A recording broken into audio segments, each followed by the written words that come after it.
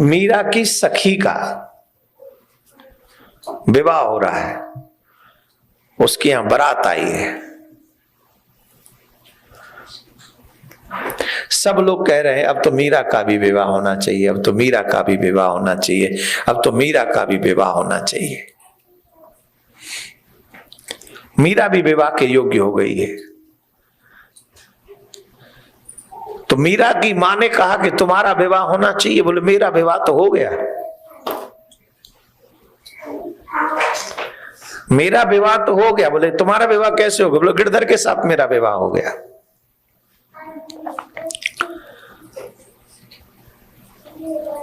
ऐसा क्यों बोलती हो? इस संसार में चाहे किसी राजा की बेटी हो या किसी गरीब की बेटी हो, राजा को भी और गरीब को भी अपनी बेटी का कन्यादान करना ही पड़ता है। वो कन्यादान करना ही पड़ेगा। तो विवाह तो में करना ही पड़ेगा।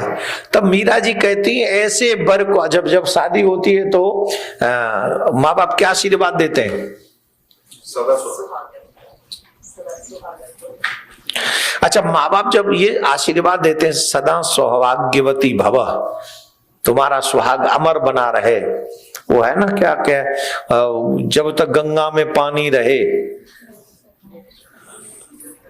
आता है आपको? गाओ गाओ। मेरी बिटिया तेरी जिंदगानी रहे। बिटिया नहीं यार, कहां पहुंच गए तुम?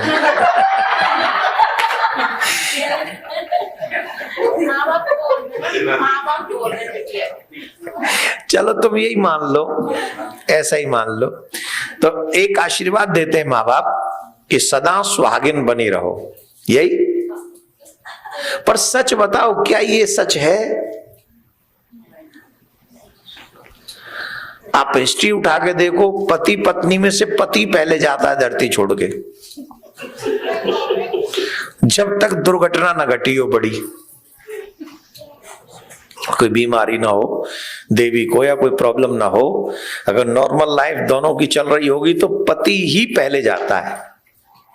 अब क्यों जाता है वो भगवान मालिक है, वो उनका सब्जेक्ट रहा होगा, हमें नहीं पता। पर मोस्टली ऐसा, अगर नंबर्स वाइज देखेंगे तो ऐसा होगा। पर है जी, चलो, तो ये कह देना कि तेरा सुहाग अमर बना रहे, ये सच तो नहीं। पर क्योंकि संसारिक व्यवहार है, इसलिए माँ बाप चाहते हैं, आशीर्वाद देते हैं कि, और आजकल जो ऐसे ही भागदौड़ करके शादी कर लेते हैं, उन्हें तो वो अमर सुहाग वाला भी आशीर्वाद नहीं मिलता। जो कोर्ट में जाके शादी कर लेते हैं, जो ऐसे वैसे, और आजकल के तो बच्चे भी, पहले तो बच्चों को मनाना पड़ता था, तुझे बिटिया पसंद है कि नहीं, तुझे ये पसंद है कि नहीं। आजकल तो बच्चे ही कहते हैं तुम्हें ये लड़की पसंद हो या ना हो, और तुम्हारी तुम जानो, हमें तुमसे कोई लेना देना नहीं। बोलो राधे राधे। सही है गलत है? बोलो सत्य वचन। देखा? पर मीरा ने जो बात कही वो बड़ी गजब की है। मीरा से माँ ने कहा तुम विवाह कर लो। बोले माँ तुम चाहती हो कि नहीं मेरा सुहाग अमर हो? बोले क्यों नहीं चाहती, हर माँ चाहती है बेटी का सुहाग अमर हो। तो मैंने उसी से शादी की है जिसके बाद मेरा सुहाग अमर हो। कैसे?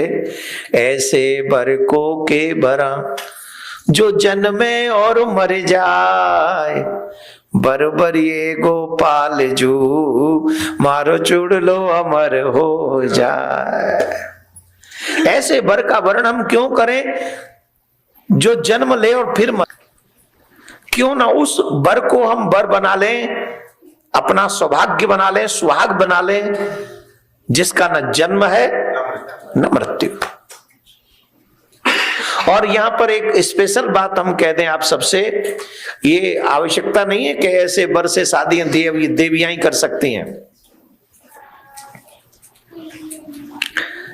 इट्स नॉट कंपल्सरी कि सिर्फ देवियां ही विवाह कर सकती हैं उससे कोई भी विवाह कर सकता, आप भी कर सकते, पुरुष लोग भी कर सकते।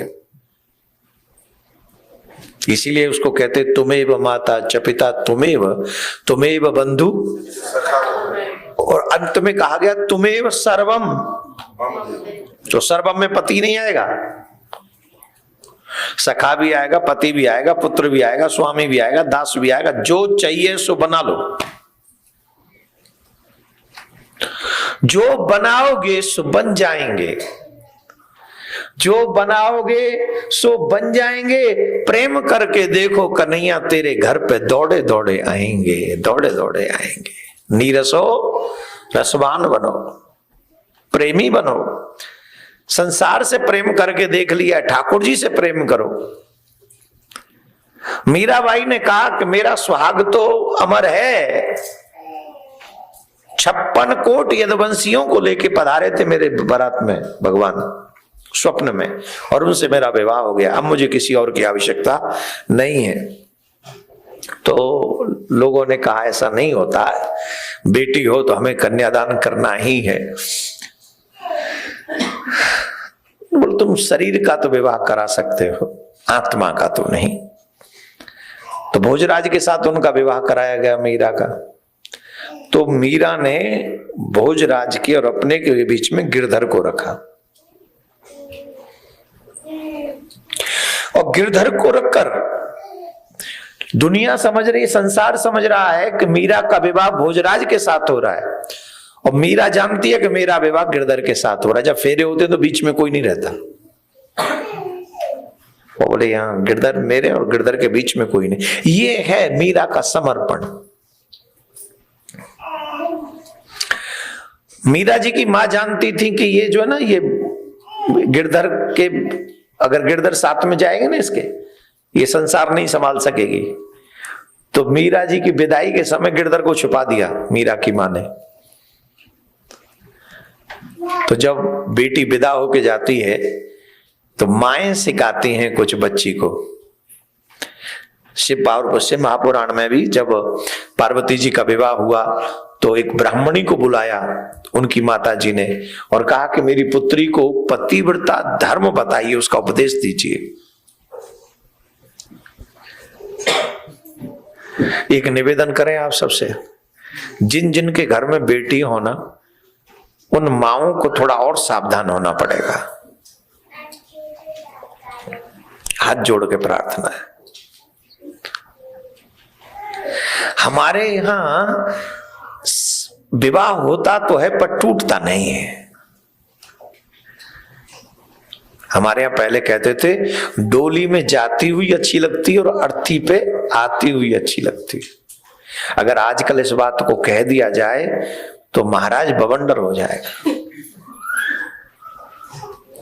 आज हमें वो उपदेश नहीं मिलते हैं जिससे हम अपने पारिवारिक जिम्मेदारियों को निभाएं। हमें वो उपदेश मिलते हैं कि जिससे हम मनमुखी जीवन जिएं। स्वयं मां कहती थी बेटी ससुराल में जाके एकदम जीवन बदलना पड़ेगा तुझे, और बदलता है। आप मायके में बेटी हो, ससुराल में बहू हो, और आप स्वयं बहू कैसी चाहती हो वो आप ही सोच लो। और जो बेटी बहू बनकर गई है वो अपने भाभी कैसी चाहती है वो खुद ही सोच ले। आप अपनी भाभी ये चाहती हो क्या कि भाभी 24 घंटा फोन चलाती रहे और तुम्हारी मम्मी काम करती रहे, या तुम्हारा भाई काम करता रहे और भाभी आराम से बैठकर सोफे पे आराम से मोबाइल चला रही है और अपनी मम्मी से बात कर रही है, हेलो मम्मी कैसी हो, भाभी ने चाय दी कि नहीं दी, मैं आऊं चाय बनाने। बोले नहीं नहीं तेरी भाभी बहुत अच्छी है, चाय बना दी है तेरी भाभी ने, बहुत बढ़िया है, तेरी भाभी बहुत अच्छी है, उसने चाय बना दी, साथ में बिस्किट भी दिए। वो कुत्ते के लिए लाए थे तो वो उसने खाए नहीं, तो वो रखे हैं दूसरे मुझे दे दिए। तुम फालतू सोच रहे हो यार, वो नहीं कह रहा हूं मैं। तो बिस्किट भी दिए हैं उसने, नमकीन भी दी है, तू क्या कर रही है? बोले मैं तो आपसे बात कर रही हूँ। अच्छा जमाई राजा क्या कर रहे हैं? बोले वो चाय बना रहे हैं।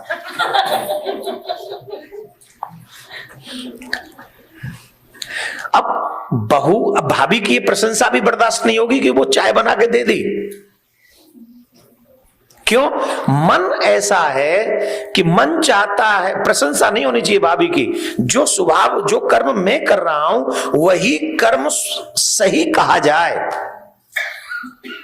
अगर मेरा पति चाय बना रहा है या मेरी सासू मां चाय बना रही है या मेरा ससुर चाय बना रहा है और मैं बैठ के मोबाइल चला रही हूं, तो इसी बात को कहा जाए कि हाँ वुमेन राइट्स है। नहीं यार, हम लोग अपनी जीवन जी रहे हैं भैया, तो अपने जीवन को जब जीना है तो जिम्मेदारी है। कोई गृह लक्ष्मी है और कोई बाहर किसी कंपनी का सर्वेंट है। ये पुरुष लोग सर्वेंट है, आप गृह लक्ष्मी हो। और गृह लक्ष्मी की अपनी जिम्मेदारियां हैं और वहां जो कंपनियों में सर्वेंट हैं, सेवक हैं, उनकी अपनी जिम्मेदारियां हैं। वो अपना काम करें, आप अपना काम करो। एम आई राइट या रॉन्ग? जोर से बोलो। तो जिनके घर में बेटियां हैं और जो चाहते हैं कि हमारी बेटी दुख ना पाए, तो अपनी बेटी को थोड़ा हार्ड वर्कर बना के भेजो ससुराल में। घर की जिम्मेदारियां निभानी कैसी हैं वो शिक्षा दे के भेजो। जब आपकी बेटियां सीख के जाएंगी, और मैं ऐसे ही नहीं कह रहा हूं, मैं भी बेटियों का बाप हूं, और कोई बाप नहीं चाहेगा कि उसकी बेटी का घर बिगड़े। कोई बाप नहीं चाहेगा और मां भी नहीं चाहेगी। तो उसके लिए जो लॉजिक है वो तो अपनाने ही पड़ेंगे, जो जिम्मेदारियां वो तो निभानी पड़ेंगी। बेटी की अलग जिम्मेदारी है, बेटे की अलग जिम्मेदारी। कोई कितना भी कहता रहे बेटा बेटियों में फर्क नहीं होता, काहे को झूठ बोलते हो यार? तमाम झूठ बोलते हो, कैसे नहीं फर्क होता है? भगवत प्रकृति ने फर्क बना के भेजा है, हम क्या करें? अब बताओ, हमारी दाढ़ी मोछ है, आ गई कि नहीं आ गई? अब बोलो, अब फर्क है कि नहीं? बोलो नहीं, मना करो नहीं। और सपोज अगर आ जाए तुम्हारे दाढ़ी मोछ, फिर उसी दिन पार्लर में जाके थोड़ी हट जाएंगी परमानेंट। प्रकृति ने जिम्मेदारी सौंपी है, देवी को अलग जिम्मेदारी, पुरुष को अलग जिम्मेदारी। वहां भी दो हैं, वहां ब्रह्म है और एक माया है। संसार इसी से चल रहा है। माया माने स्त्री और ब्रह्म माने पुरुष, तो वो उसी से संसार चलेगा। अरे हमारी तुम्हारी तो बात छोड़ो ना, पशुओं में भी नर और मादा है, चिड़ी और चिड़ा है, तोता और तोती, मछली है और तमाम उनके भी सब लिंग भेद तो है, सबकी जिम्मेदारी है।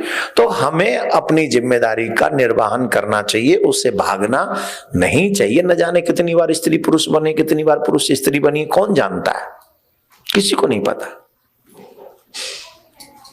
ये तो जन्म जन्म में बनाते रहते हैं। तो मीराबाई को बहुत शिक्षा देकर भेजा उनकी मां ने, और कहा तू जा रही है, आज तू मुझसे कुछ मांग ले, जो तू कहेगी हम तुझे वही देंगे।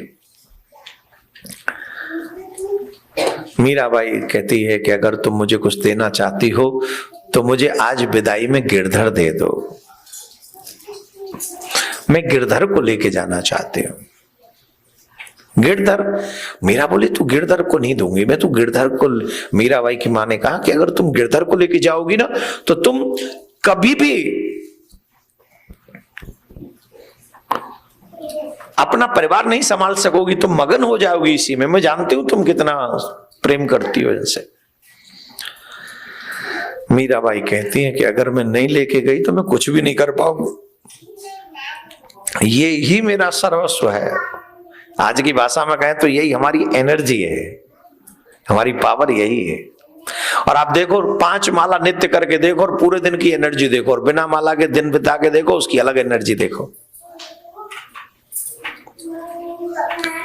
हमने अपने बच्चों को कभी ये मंत्र दिए ही नहीं है। मीराबाई को सत्संग ही तो मिला बचपन में। मीरा क्या करती थी महलों में? लोग ऐशो आराम भोगते हैं महलों में, दास दासियां, खाना पीना, नाचना कूदना, ये सब होता है ना महलों में, राजा रानी सब करते हैं। मीरा क्या करती है? संतों को बुलाती है, भजन गाती, भजन सुनाती और संतों के बीच में खड़े होकर नृत्य करती।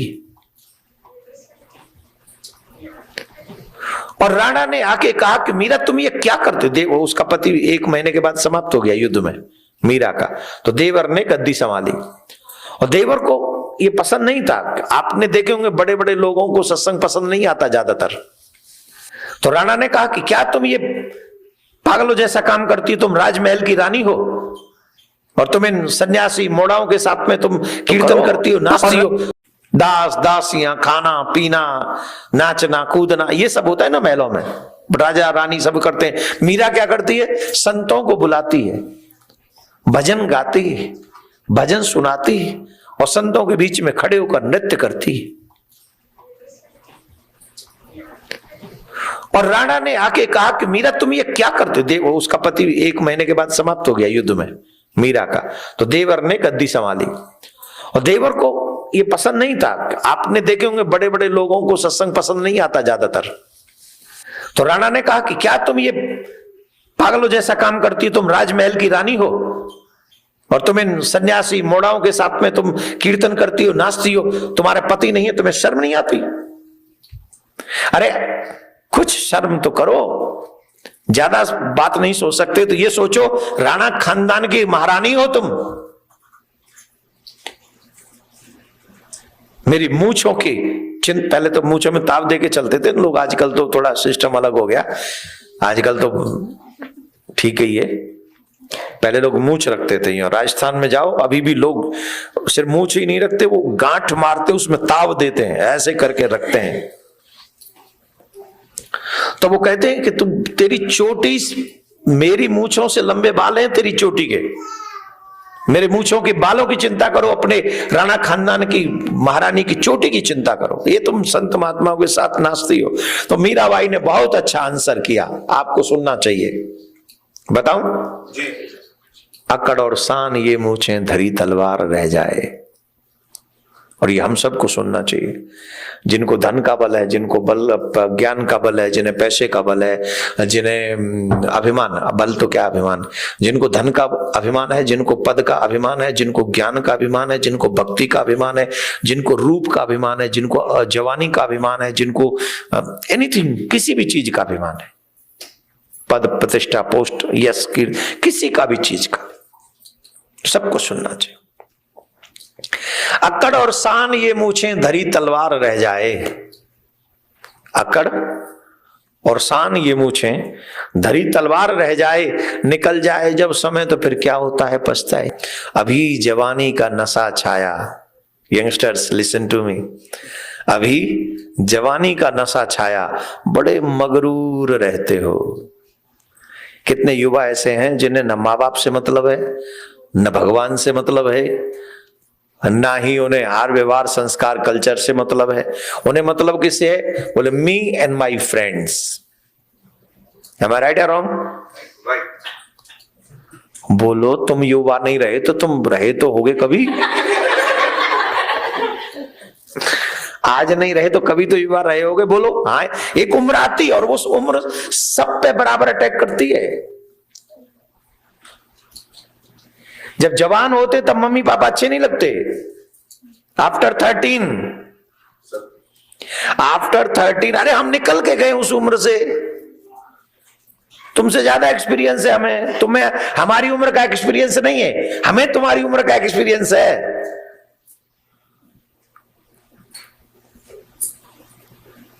तो जब हम युवा हो रहे होते हैं तब माँ बाप की बातें अच्छी नहीं लगती, सबसे बड़े शत्रु ही लगते हैं माँ बाप। तो अच्छी किसकी लगती हैं? मी एंड माई फ्रेंड्स। वो किसके चक्कर में?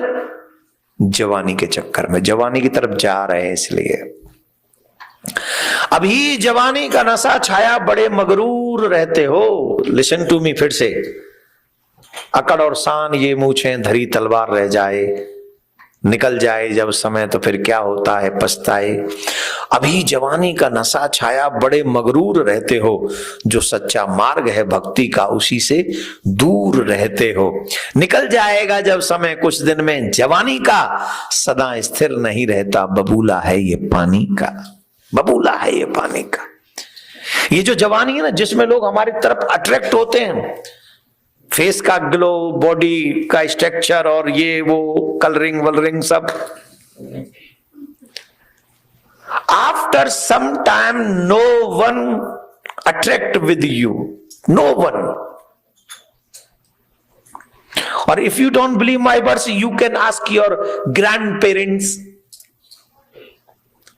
जो आज आपसे नंबर मांग रहे हैं। You are young, you have so many friends, तो इस समय आपके पास में बहुत लोग आ जाएंगे, मतलब मीन्स नॉट यू, एवरीवन, कोई भी, कितने लोग आ जाएंगे, hello hello, you are looking very beautiful and handsome, I want to friendship with you, बोल इट्स ओके।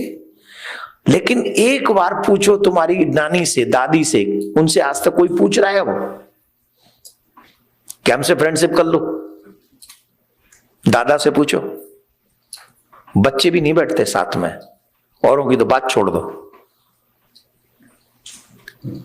किसका जुनून है? जवानी का जुनून है। वो तुम्हारे जीवन का सबसे ब्यूटीफुल टाइम है जवानी।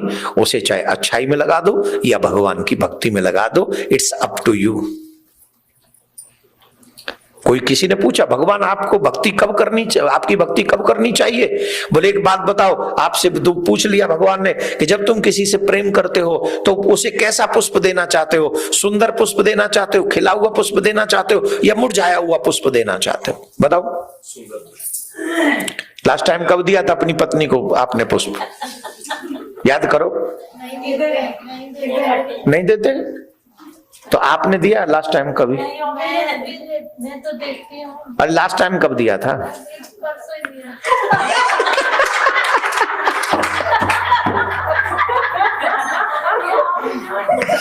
सो स्वीट, आप कितनी अच्छी हैं। अच्छा, जो परसों आपने जो पुष्प दिया वो रेड था? नहीं था? वाइट दिया, शांति। अच्छा, वो मुरझाया हुआ था कि खिलाई दिया था? बड़ा मुरझाई जाना था, कौन सा देखते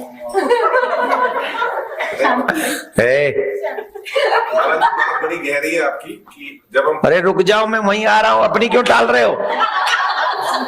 उन देवी जी ने व्हाइट पुष्प दिया, उसका मीनिंग समझो, और उन देवी जी ने पुष्प दिया, कम से कम थैंक यू बोलो। देखो, ऐसा मत करे, अभी जाके थैंक यू बोल देना, ठीक है? हाँ सुनो, तो इन्होंने खिला हुआ पुष्प दिया। देखो, कथा ने समझौता करा दिया ना, फालतू की समझते नहीं हो कथा की मीनिंग।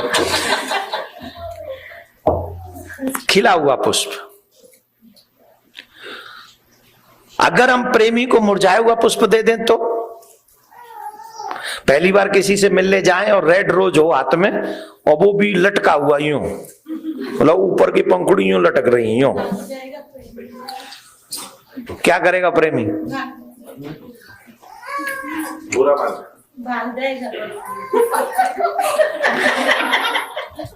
मुझे कथा कहनी है भी। नहीं अच्छा लगेगा ना प्रेमी को? तो ठाकुर जी अगर मेरा प्रेमी है, अगर मैं ठाकुर जी से प्रेम करता हूं, तो उसे मैं मुरझाया हुआ पुष्प कैसे दे सकता हूं? बुढ़ापा मुरझाया हुआ पुष्प है। सुंदर समय है ठाकुर जी के चरणों में समर्पित करने का, बचपन, जो अभी पुष्प बने ही नहीं हो, खिल रहे हो, कली हो। हमारे ब्रज में कहते हैं, मेरो काना गुलाब को फूल, किशोरी मेरी कुसुम कली। तो जो बचपन है आपका, वो बचपन अर्पण करो भगवान के, वही सबसे बेस्ट टाइम है। निर्मल मन, निष्कपट मन, नो काम, नो ईर्षा, नो लोभ, नो एनीथिंग, सबसे सुंदर समय है वो अर्पण करो भगवान को। अगर वो निकल गया हो तो जवानी अर्पण करो भगवान को, और जब वो भी निकल गई हो तो जो बचा है कम से कम वो तो याद करो भगवान को। तो मीराबाई ने कहा, जाओ, साधु तो माई बाप हमारे, आप नहीं जानते, साधु हमारे माँ बाप हैं, आप नहीं जानते। मैं इन महलों के बिना रह सकती हूं, लेकिन साधु संतों के बिना नहीं रह सकती। पायोरी मैंने राम रतन धन पायो, पायोरी मैंने राम रतन धन पायो। पायो, पायो री मैंने पायो, पायो री मैंने राम रतन धन पायो, पायो री मैंने राम रतन धन पायो। वस्तु अमोलक दई मेरे सतगुरु, वस्तु अमोलक दई मारे सदगुरु, कृपा करे अपनायो, पायो री मैंने राम रतन धन पायो, पायो री मैंने राम रतन धन पायो। सत की नैया सत की नाव खिवैया सतगुरु, सत की नाव खिवैया सदगुरु, भव सागर तर जायो, पायो री मैंने राम रतन धन पायो, पायो री मैंने राम रतन धन पायो, पायो री मैंने राम रतन धन पायो। वस्तु अमोलक दई मेरे सतगुरु। सतगुरुदेव क्या देते हैं? नाम। उसका मोल क्या है? बोले अनमोल। कितना अनमोल? इस ब्रह्मांड में एक बार अगर तुमने गुरु मंत्र का जाप किया और अगर उसके बदले में तुम भगवान से कुछ न मांगो तो ब्रह्मा जी भी उसका मोल नहीं चुका सकते, इतना अनमोल है ये। हमारी सोच कितनी गिर गई है। हमारी दृष्टि में मकान अनमोल हो गए, हमारी दृष्टि में गाड़ी अनमोल हो गई, मोबाइल अनमोल हो गए, हमारी दृष्टि में जो डॉलर अनमोल हो गया, पैसा अनमोल हो गया। भगवान का नाम अनमोल है ही नहीं। आप पूछो भगवान का भजन करते हो? बोले टाइम नहीं। फिर बोलो कुछ दान किया करो, बोले काम नहीं। बाबरे आदमी अभी तो कह रहा था टाइम नहीं है और अब कह रहा है कि काम नहीं है। दोगले। अगर काम नहीं है तो नाम तो जप ले। पॉइंट है कि नहीं? अगर तुझ पे काम नहीं है, तू काम नहीं करता तो बेशरम अपना कल्याण ही कर ले, भजन कर। 8 घंटे काम नहीं है ना, जितने घंटे काम है उतने घंटे काम कर। बचे हुआ 8 ही घंटा समझ तू, जितना बचा हुआ है वो बैठ के माला कर। यहां काम नहीं है तो वहां तो काम आ जाएगा, पर नहीं करेगा। मोबाइल चलाएगा, वीडियो देखेगा, रील्स देखेगा, देखेगी भी है। हाँ, ऐसा ना समझा जाए कि देखेगी नहीं है। हाँ, तो एक तरफ कहते हो कि काम नहीं है, एक तरफ कहते हो टाइम नहीं है। हमको तो लगता है तेरे जैसा झूठा इंसान नहीं है। तू झूठा, और झूठों की ना यहां बनेगी ना वहां बनेगी, कंफर्म। 2 में से एक तो काम कर, या तो काम करके दाम कमा या फिर नाम कमा। और दोनों में से कुछ नहीं कर रहा है तो तू फिर अपना कर ले जो कुछ करना है। यमराज के दूत तैयार बैठे। गुरुदेव वो मंत्र देते हैं जो तुम्हें हर संकट से बचा सकते हैं। ब्रह्मा भी मोल नहीं चुका सकते उसका। वो मंत्र का प्रभाव है, गुरु मंत्र का। तो मीरा जी कह रही है, वस्तु अमोलक दई मेरे सतगुरु, कृपा कर अपनायो खिवैया सतगुरु। आप अपने जीवन में सत्य को अपनाइए और उस सत्य की नाव में बैठ जाइए और उस नाव की पतवार अपने गुरु के हाथ में सौंप दीजिए। फिर क्या होगा? बोले भव सागर तर जाओ, आप भव सागर से पार हो जाएंगे। बोलो राधे राधे। और धीरे बजाओ, तू अब आलसी हो। हाँ, जय राम जी की। तो मीराबाई तो ये कहती है सबसे, संतों के सानिध्य से कल्याण होना कंफर्म है, कोई रोक नहीं सकता। मीराबाई को वैसे देखो, भगवान ने खूब उनको बचाया। राणा ने उन्हें डसने के लिए सांप भेजा था, उसमें से सालिग्राम प्रकट हो गए, गिरधर प्रकट हो गए। और मीरा को राणा ने आरोप लगाया कि तू रात्रि में पराये पुरुष से बात करती। ये तो उस समय की बात है जब इंटरनेट नहीं था। तो मैं सोच रहा हूं 500 वर्ष पहले इंटरनेट होता तो क्या होता। हमारे लोग शुरू से ही भक्ति का विरोध करते रहे हैं, और जो भक्ति करते हैं उनके ऊपर चारित्रिक जो दोष है वो सबसे पहले लगाते, स्त्रियों पे तो विशेषकर, क्योंकि जब स्त्री पे कोई चरित्र का हनन होता है तो वो बेचारी डर जाती और पीछे हट जाती, राइट। ऐसे ही जो भक्त भी होता है, साधु संत होता है, उसका चरित्र पर ही हनन। अरे भाई कुछ चीजें भगवान पे भी छोड़ दो, पर ये अब से ही नहीं है, ये कोई नई समस्या नहीं है, शुरू से ही। मीराबाई को कहा कि तू पराये पुरुष से बात करती है, तो राणा से कहा कि वो पुरुष नहीं पुरुषोत्तम है। तू किसी नर से बात करती है, बोले नर नहीं वो नारायण है। बोले मैं नहीं मानता। बोले नहीं मानते और तुम मानोगे कैसे जब तुम पहचानते ही नहीं। परख सकती नहीं रत्न को हर इंसान की आंखें, दिखाई कृष्ण क्या देगा ना हो जब तक प्रेम की आंखें। जब तक प्रेम नहीं होगा आपको भगवान से, तब तक कृष्ण तुम्हें दृष्टिगोचर नहीं होंगे। अगर तुम कृष्ण को देखना चाहते हो तो तुम्हारे मन में प्रेम होना चाहिए। बोलो राधे राधे, जोर से बोलना पड़ा। तो प्रेम तो करो। मीराबाई ने इन सब चीजों से दुखी आकर कि ये लोग तो पीछे ही पड़े हैं, भक्ति में बाधा है, इस महल का मैं क्या करूंगी जिस महल में रहकर मुझे भक्ति नहीं करने दी जाए। और मीरा ने महलों का त्याग कर दिया। हर उस वस्तु, हर उस व्यक्ति का त्याग कर देना चाहिए जो मेरे भगवान की भक्ति में बाधा बनता हो। हर वो गृहस्थी अच्छा है जहां पति पत्नी मिलकर लोग भक्ति करते हो। वो हर गृहस्थी अच्छे, वो बच्चे अच्छे हैं जो अपने माँ बाप के साथ भक्ति करते हो।